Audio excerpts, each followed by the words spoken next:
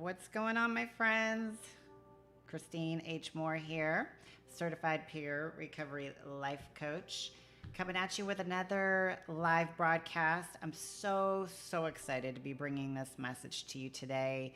And we're going to be talking about a super simple way to manifest whatever it is that you want. So we are going to be discussing that and breaking that down, and yeah, it's going to be really good. So let me just make one change on my Facebook settings and I will be right back. And also just give a couple minutes for some people to get notified that I'm live. Public, done.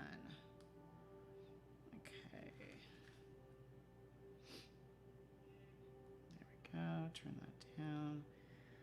All right. Set this up here. All right. Well, let's see. Happy Thursday. Wow, this week has gone by so fast. It's been crazy. But anyways, welcome. Welcome. I'm so glad that you're here.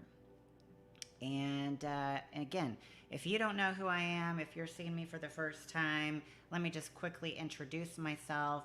So my name is Christine H. Moore, and I am a certified peer recovery life coach. I help people get unstuck. I help them to break free from whatever is holding them back, and I help them to walk out their God-given purpose. And I help people to thrive in their recovery, thrive in their life, just thrive overall, thrive in every area of their lives. And so today I am bringing a message and talking about a super simple way to manifest whatever it is that you want. So we're going to break that down. And definitely, if you want to check out more of what I do, you can go to my website, which is christinehmore.com. And you can contact me there. You can also message me on whatever broadcast that you are, or whatever platform you're watching this from, whether it's Facebook, YouTube, wherever you are watching this, you can definitely reach out to me on there as well. I check all my messages and respond as quickly as I can. So let's get into the message, shall we? Just grab a quick drink of water. All right, so I titled this a super simple way to manifest whatever it is that you desire. And let me turn this music down. Okay, here we go. So a super simple way to manifest. To a lot of people think, what exactly is manifesting? Well, it's, creating a goal. It's creating a plan to get from where you are now to where you want to be.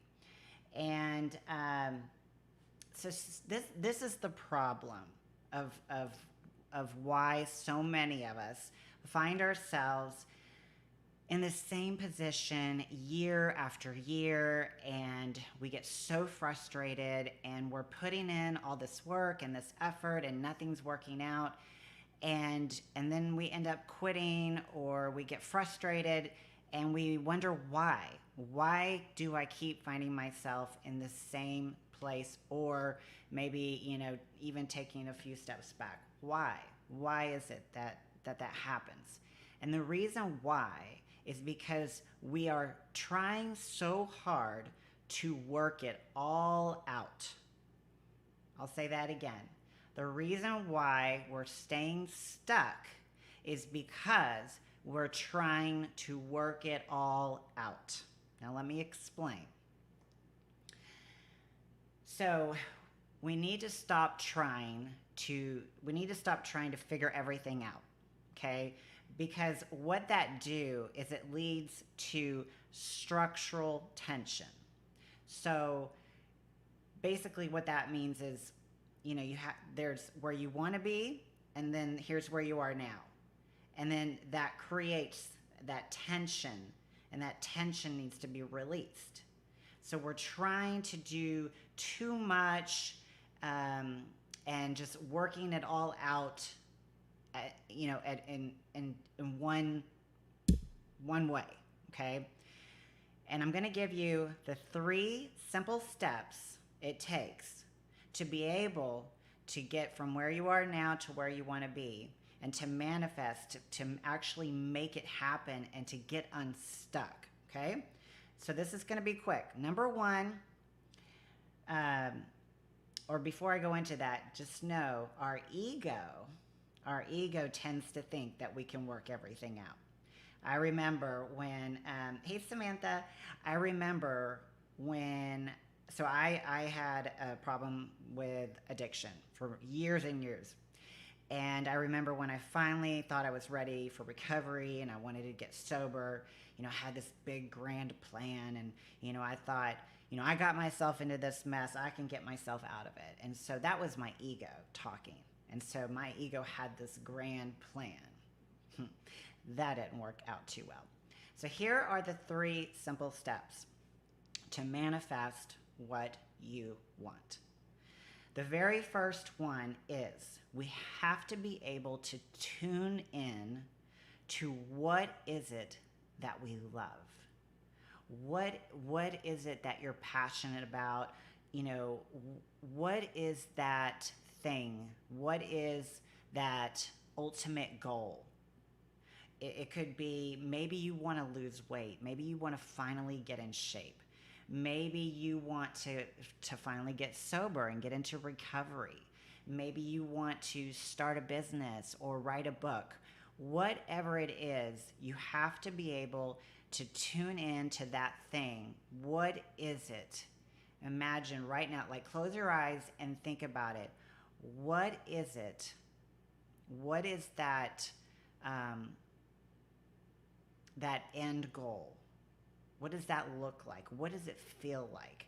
So that's the first step, is you really have to identify and be able to tune in and be able to know exactly what is that end result. What does it look like for you?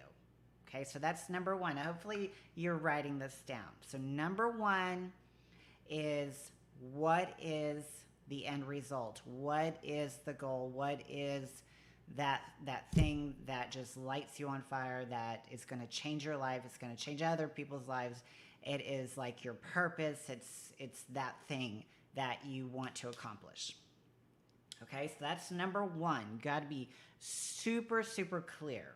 Super clear. Like, a lot of people who want to get in shape and lose weight, they'll go and find pictures in magazines of their ideal image of what they want to look like, and they'll put it up on the fridge, or they'll put it on their mirror in their bathroom, or just something to remind them of what that goal looks like. A lot of people have vision boards. I love vision boards. I'm all about those. So it's able to create and know exactly what it is that you want. Okay. Number 2, this is a tough one, because we got to get really honest with ourselves. So number 2 is, where am I now? Okay? Where am I now? Excuse me, I've scratched my eye real quick. Where am I now? So this takes a lot of honesty, taking a personal inventory, and just really getting honest and real. And sometimes, it's a good practice to just go and look in the mirror, look at yourself, and really just think, okay, I know where I want to be, but let's take a realistic look and view at where I am currently, okay? And I don't want you to get depressed or frustrated, because we all have to have a starting point, And so you have, number 1, you have the picture, you have that end goal. What does that look like? What does it feel like? How is it going to change your life? And number 2, you have to say, okay, where am I now? I remember when I was finally ready to get sober and into recovery, And I had to really take an honest look at my life, and also, accept responsibility for the decisions I made that put myself in that situation. So it took a lot of being humbling myself, and stop blaming other people for where I was at. You might be in a place where, someone might have hurt you, but I'm not saying what they did to you is okay, but it is your responsibility to start going through the healing process. Okay? So definitely let me know if you have any questions. You can put that in the comments as we go. But number 1, what does the end result look like? Number 2, ask yourself, be honest, and say, okay, where am I now? What's my starting point? All right, so number 3. Okay. This is really important. So number 3 is going to be about taking action. So let's talk about this a little bit. So most people, they have an idea of what they want, they know exactly where they want to be, and they know where they are now, but they don't know the how. How do I get from here to here? They're not sure. And I know when I got into recovery, I had no clue of what that was going to look like. And if you had told me back then what my journey was going to look like and everything that I was going to go through, I would have been so just overwhelmed. And so that's why people get stuck, is because they try to work it all out and have this big grand plan and say, okay, I'm going to do this, and this. And I'm only going to celebrate when I get to this milestone. It doesn't work like that. It's kind of like, when have you ever driven down a really dark road at night, and you know where you're going, but you can't see except maybe a few feet in front of you, right? So you can only see what the next obvious step is going to be. And so that is how we take action, is by just taking one small step, okay? So many people think they have to work it all out, and they have, this whole list of things that they got to do. They get overwhelmed, and then they get paralyzed because they're so overwhelmed. Like, I have this one client, or one participant that I'm working with, and she's so stuck on, she has to have a clean house. And she's got 3 kids, all under the age of 6, okay? So it's pretty much an impossible task to always have a clean house when you are taking care of 3 kids and homeschooling the oldest. So she gets so overwhelmed with everything that's going on and her house that it paralyzes her, and she then won't do it, and then she falls into depression and has a lot of anxiety because she just doesn't even know where to begin. So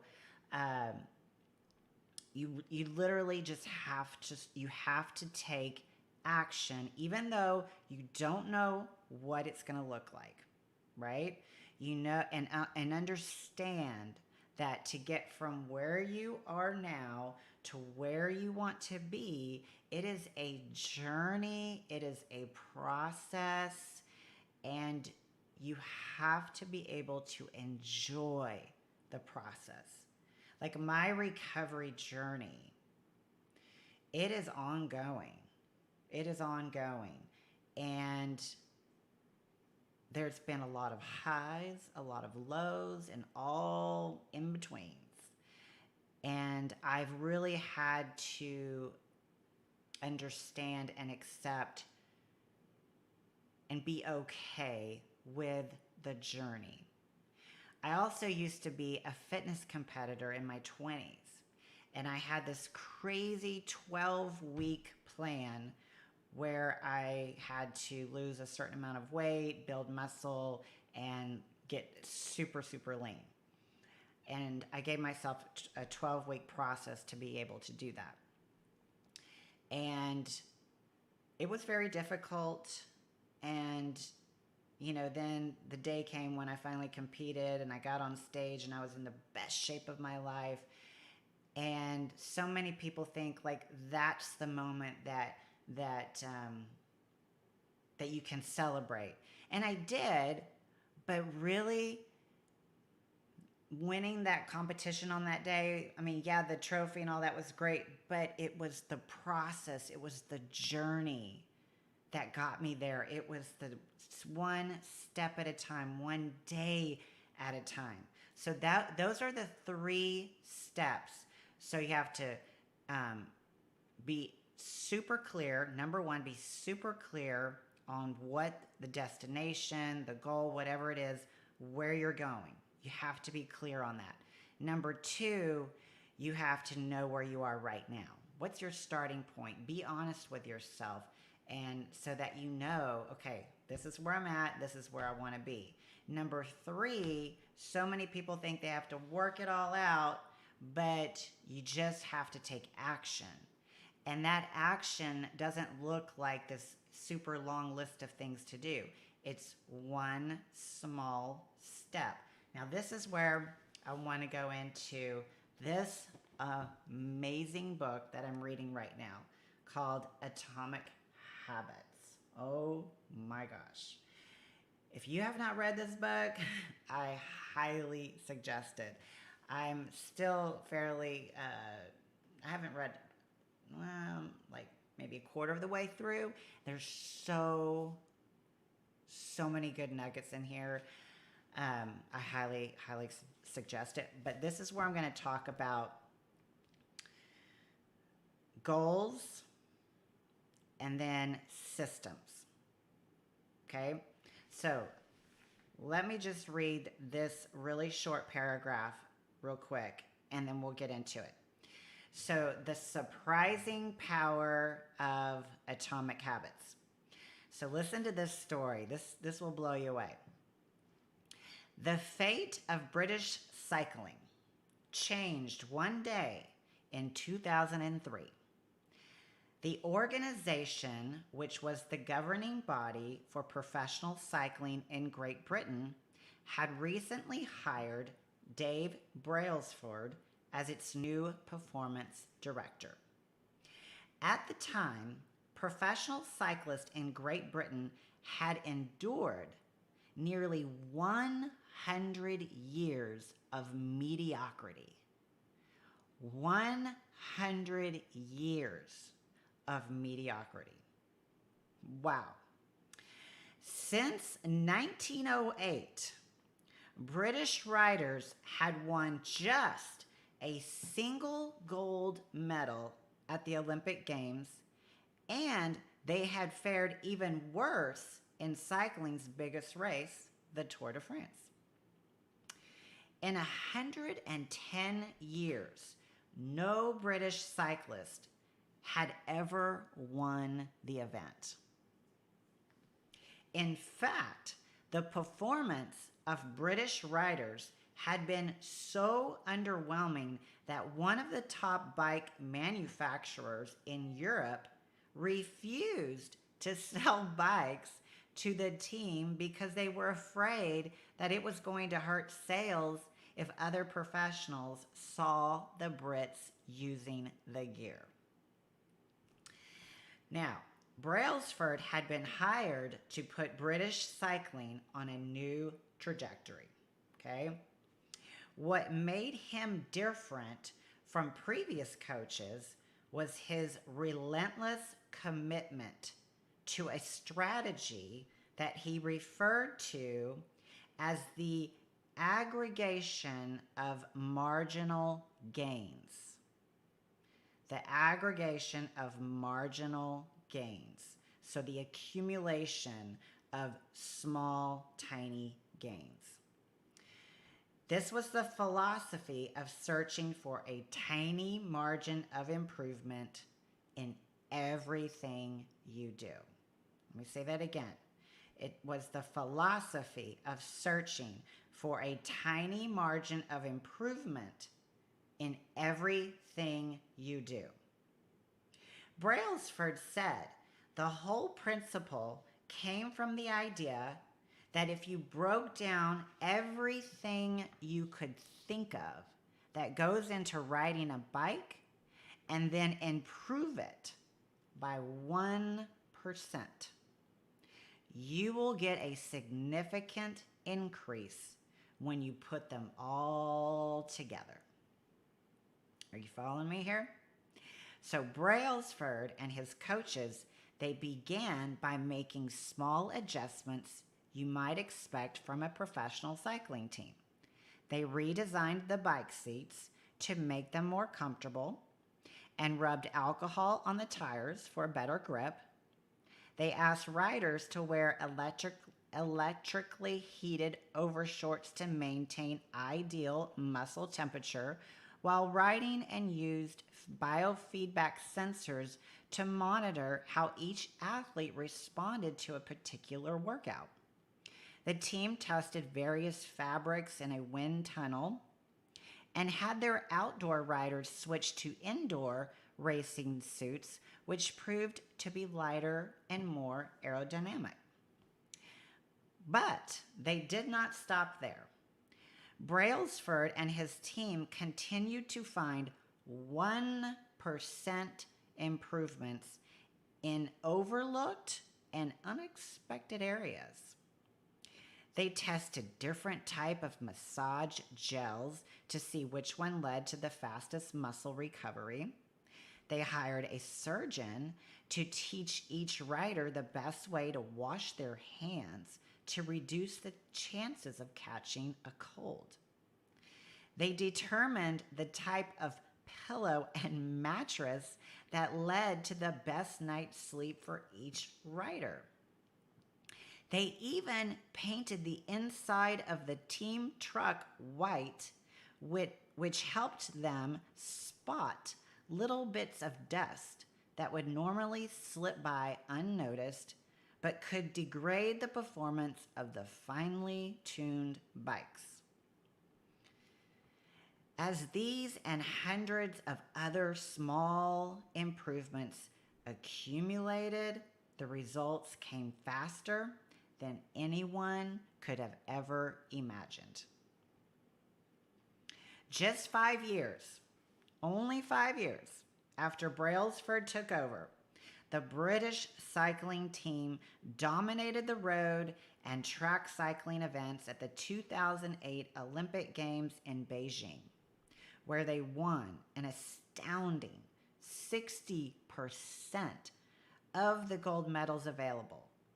4 years later, when the Olympic Games came to London, the Brits raised the bar as they set 9 Olympic records and 7 world records. Wow. That same year, Bradley Wiggins became the first British cyclist to win the Tour de France. The next year, his teammate Chris Froome won the race, and he would go on to win again in 2015, 2016, and 2017, giving the British team 5 Tour de France victories in 6 years.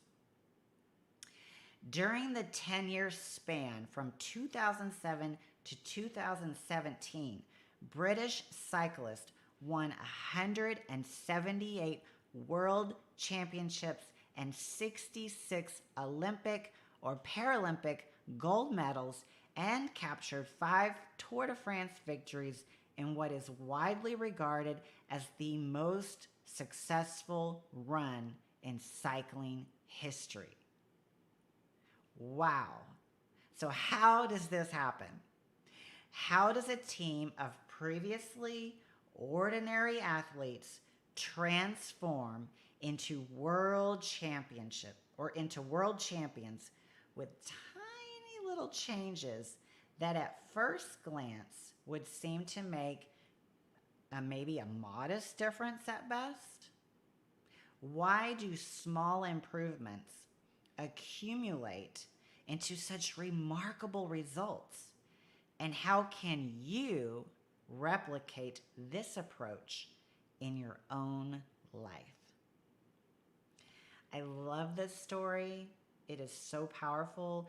Here, the British cycling team were mediocre at best for over 100 years. Like, they had never won anything. Or I think there was one person that won a medal. But that was in 100 years. So they bring in this new coach, and he just starts making one small, tiny 1% change in every little detail. And I mean, I was just reading over all the small little details. It was one thing after another, one step at a time. Okay?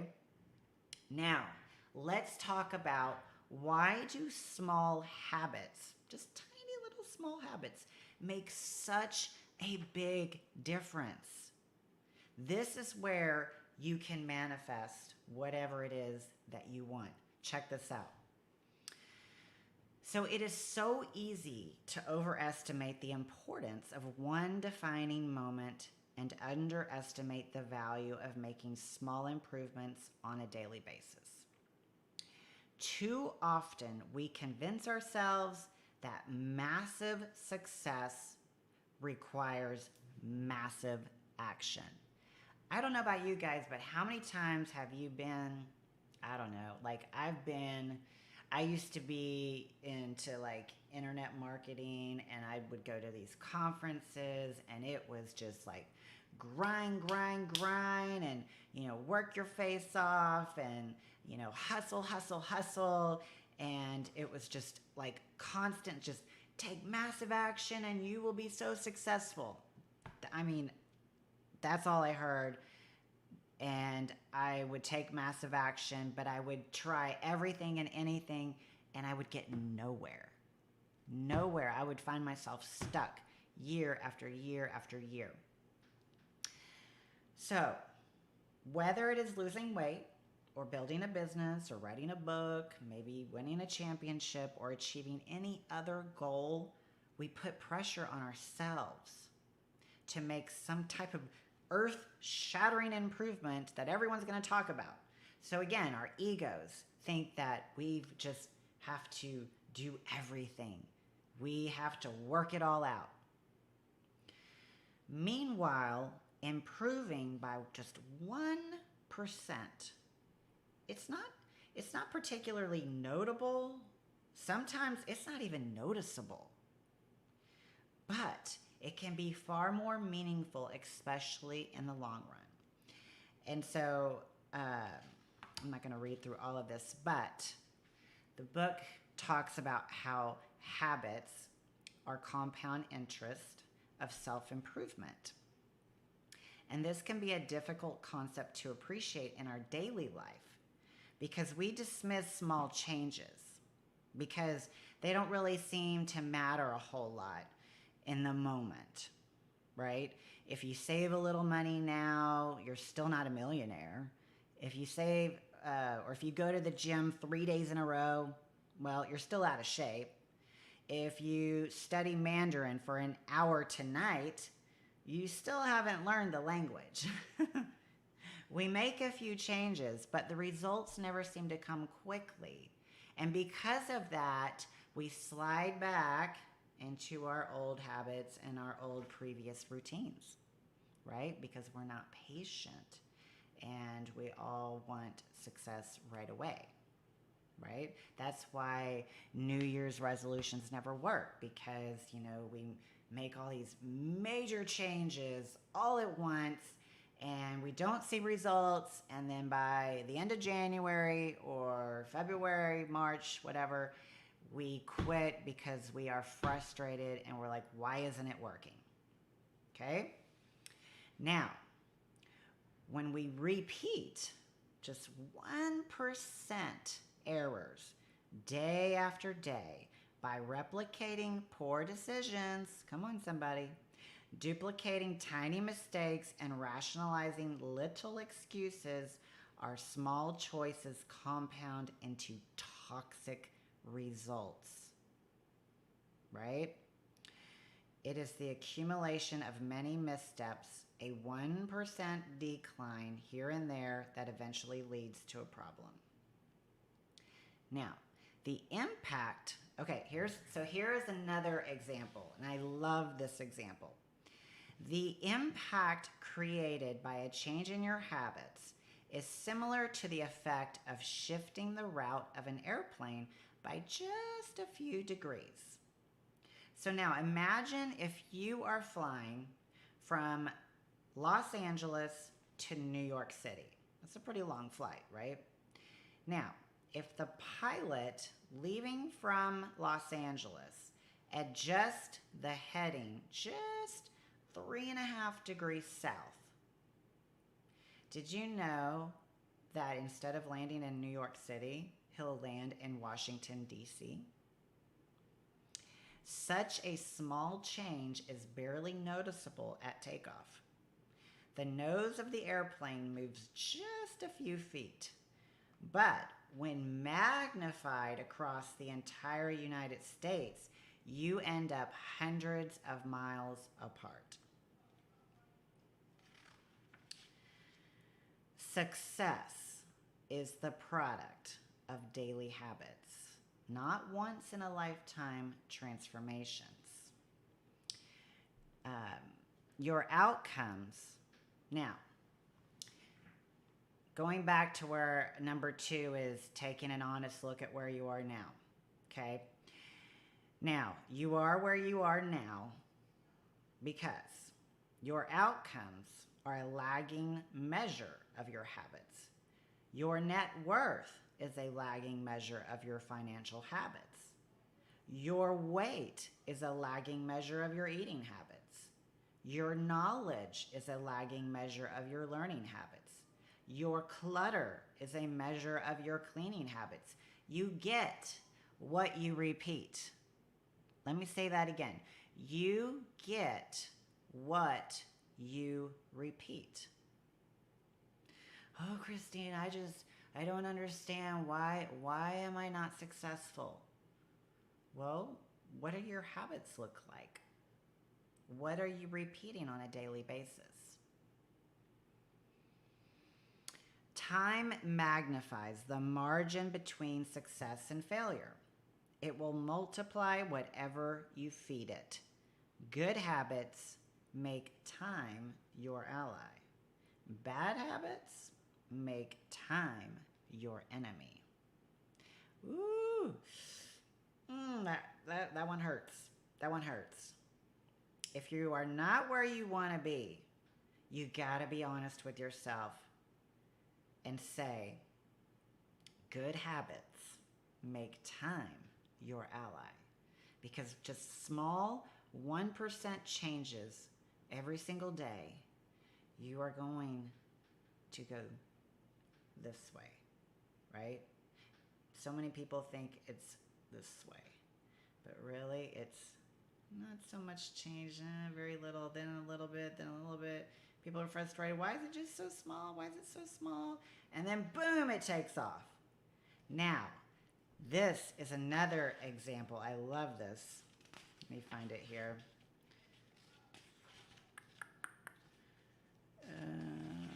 Where is it at? Where is it at? It's about... Okay, here it is. All right, so progress, right? So many people want, to reach their goals overnight or super fast. I love this analogy. Now, breakthrough moments are often the result of many previous actions, which build up the potential required to unleash a major change. This pattern, it shows up everywhere, okay? Did you know that cancer spends 80% of its life undetectable? then it takes over the body in months. Bamboo can barely be seen for the first 5 years as it builds extensive root systems underground. Now listen to this. Before exploding 90 feet into the air within 6 weeks. So bamboo, think about this. The roots are growing deep down into the ground for 5 years. So you can't see anything for 5 years, and then all of a sudden it explodes 90 feet within 6 weeks. So these 1% habits and changes that you're making, you're not going to see results right away. You're just not. And that's why we have to be patient, and we won't necessarily understand what the journey is going to look like, but we just have to continue taking action and taking that next obvious step that's in front of us. Just like I talked about, if you're driving down a dark highway in the middle of the night and you know where you're going, but you can't see except for just a few feet in front of you. So that's how our goals are. We know where we're going, but we'd have to take the next obvious step. So it's step by step. Now, this is the last thing I'm going to say. I want you to forget about the word goals. Get it out of your head. Forget about goals, because it really comes down to having a system. Having a system. Prevailing wisdom claims that the best way to achieve what we want in life, getting into better shape, building a successful business, relaxing more and worrying less, spending more time with friends and family, is to set specific, actionable goals. Now, for many years, this was how I approached my habits too. Each one was a goal to be reached. I set goals for the grades I wanted to get in school, for the weight I wanted to lift in the gym, for the profits I wanted to earn in business. I succeeded at a few, but I failed at a lot of them. Eventually, I began to realize that my results had very little to do with the goals I set, and nearly everything to do with the systems I followed. Yes, Samantha. Samantha knows it's the system. So get the word goals out of your head and instead think of system. So, what is the difference between systems and goals? It's a distinction I first learned from Scott Adams, the cartoonist behind the Dilbert comic. Goals are about the results you want to achieve, right? Systems are about the processes that lead to those results. So, for example, if you're a coach, you might want to win a championship. Your system is the way you recruit players, you manage your coaches, and you conduct your practice, right? If you're an entrepreneur, your goal might be to build $1 million business. Your system is how you test product ideas, hire employees, and run your marketing campaigns. You get the idea, right? Now, for the interesting question, if you completely ignored your goals and focused only on your system, would you still succeed? What do you think? For example, if you were a basketball coach and you ignored your goal to win a championship and focused only on what the team does at practice each day, would you still get results? I think you would. The goal in any sport is to finish with the best score, but it would be ridiculous to spend the whole game staring at the scoreboard. The only way to actually win is just to get better each day. In the words of 3-time Super Bowl winner Bill Walsh, the score takes care of itself. The same is true for other areas of your life. If you want better results, then forget about setting goals. Focus on the system instead. What do I mean by this? Are goals completely useless? Of course not. Goals are good for setting the direction, right? But systems are best for making progress. A handful of problems arise when you spend too much time thinking about your goals and not enough time designing your systems. So let me just explain real quick, what exactly is a system? A system is continuous small improvements that achieve a different outcome. So maybe you want to lose weight. You have that goal, which is a great goal to have. Now, let's focus on what does the system look like? What practices do you have to do on a daily basis to get to that goal? Right? Because if you focus so much on the goal and you don't see results like right away, you're going to get frustrated. So you need to focus on the system. Okay, what habit am I going to change and implement today? Then you go to the next day. Okay, what am I going to implement that's going to help me get there? So you're really focusing on the journey and the process rather than so much on the goal. I mean, it's important to have those goals in front of you. Don't get me wrong. But instead of focusing so much on that end result, you have to focus on the system, right? So for another example, with my recovery to get to where I am today and where I was at, it literally, I had to start over all, from the bottom up, okay? And it just started with, I had to get honest about where I was at. And then I said, okay, I'm going to go to a recovery meeting. I'm going to get out of my comfort zone because I'm a major introvert, very shy, not comfortable being around people that I don't know, especially recovery and, getting vulnerable and honest and people knowing my stuff. That was a real challenge. So that was just like the first step.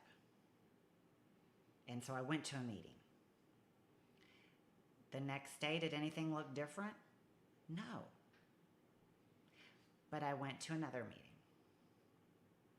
Did it look different after the second day? No. But I kept going.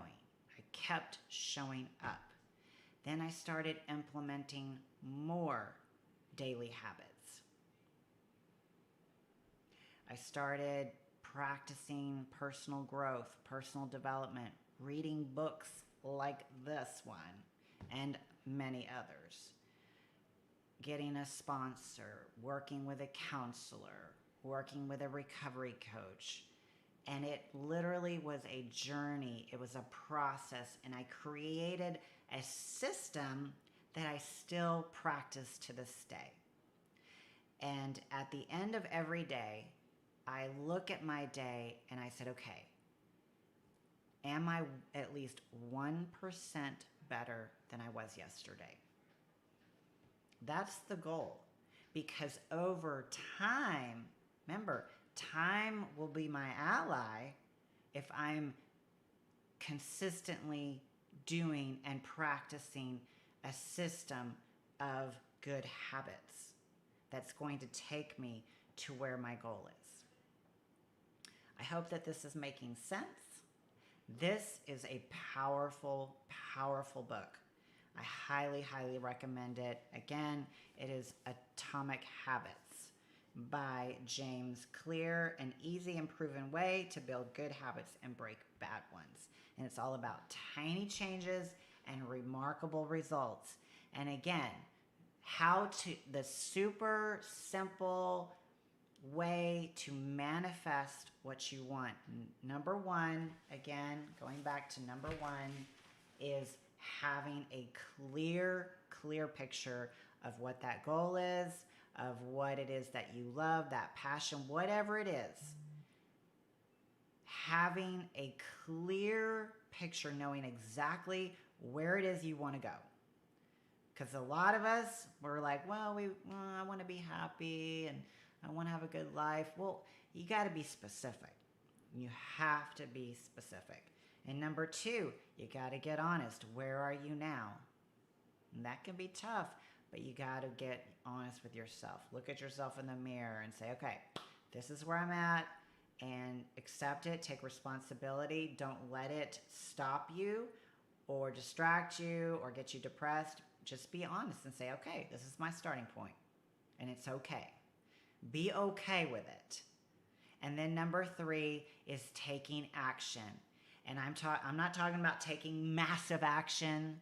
I'm talking about taking small, tiny steps, daily habits, creating a system of daily habits that over time, not right away, but over time, are going to get you from where you are now to where you want to be.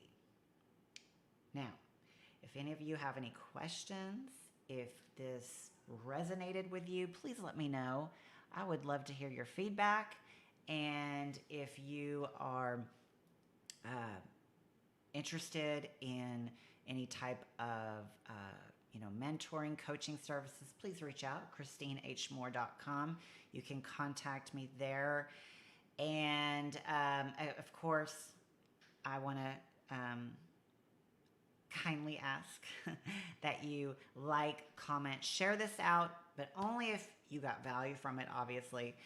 And the way that the algorithm works, more people will see it, the more likes, comments, shares that it gets. So I appreciate it from the bottom of my heart. Thank you so much for listening. I hope that this was helpful. And I know it helped me, so hopefully it helped you as well. But let's remove the word goal and let's create a system. And instead of just enjoying the end result, let's enjoy the process and the journey, right? You are so welcome, Samantha. I'm so glad that you were here, my friend. I cannot wait to see you coming up soon. And definitely comment, like, share, all that good stuff. And hopefully this will be a blessing to someone else. So again, reach out, ChristineHMoore.com. And also I have a private Facebook group called Thrive with Christine H. Moore. Definitely would encourage you to join that. If you are all about positivity, encouragement, motivation, being blessed, and helping others, I highly encourage you to join that group as well, because I'm building an amazing community of like-minded people who we all want to encourage and push each other and, help us thrive in every area of our lives. So my friends, thank you again. And if you want to stop just surviving and getting by and start thriving, then definitely give me a follow and reach out, ChristineHMoore.com. I love you, and I'll see you in the next video. Have a wonderful rest of your day. Bye for now.